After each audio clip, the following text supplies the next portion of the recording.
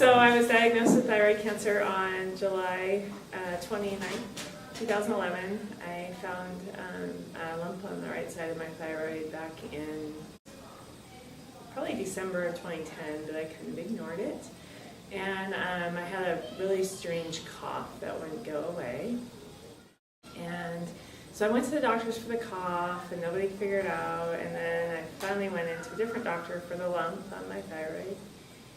And they did an ultrasound and determined it could be carcinoma, so they biopsied it and found that it was benign. So they left it alone. And then had me come in a few months to see if the size of it had changed at all, and it had grown. So they determined they needed to remove the right side of the right lobe of my thyroid. So they removed it on July 29th, the benign lump, and when they removed the benign lump, they found the cancer behind that. That's why I was diagnosed on the 29th. So I hadn't been diagnosed before surgery because we just thought they were removing a benign lump out of my right lobe.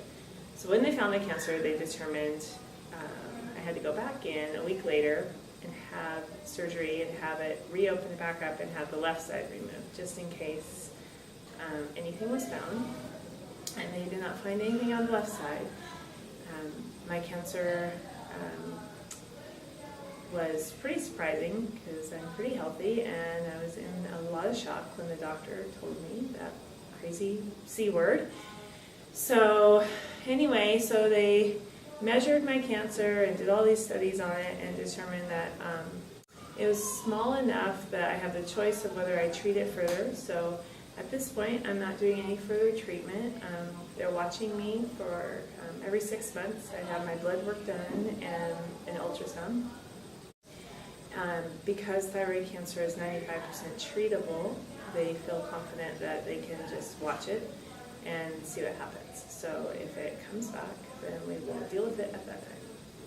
So I came home from the doctor when I found out I had cancer. My husband and I had gone in to get the reading from that surgery, and the doctor told me. He had a really hard time telling me because he's friends with my parents. My dad's a retired physician, and so he told me, and so I went home to tell my kids, my children. I have 3 children, and my son was in a lot of shock. He was a little worried because he's lost a friend and a friend's mom. Both died of cancer, so he was very concerned.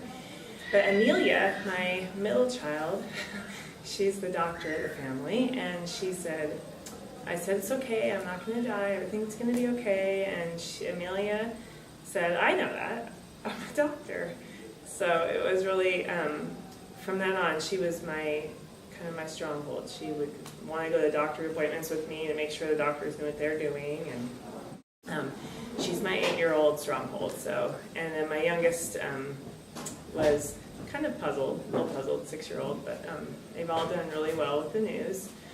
My parents knew about it because they were with me the day the doctor told me. So they've been very supportive, and my sibling, I let her know. So it was a little shocking to everybody, just because I didn't feel sick. So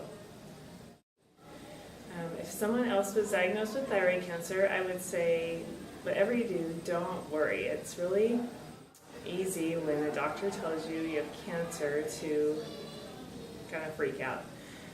I would say whatever you can do is not to worry, but definitely be aware of your body and be aware when you see growths to follow through with your doctor.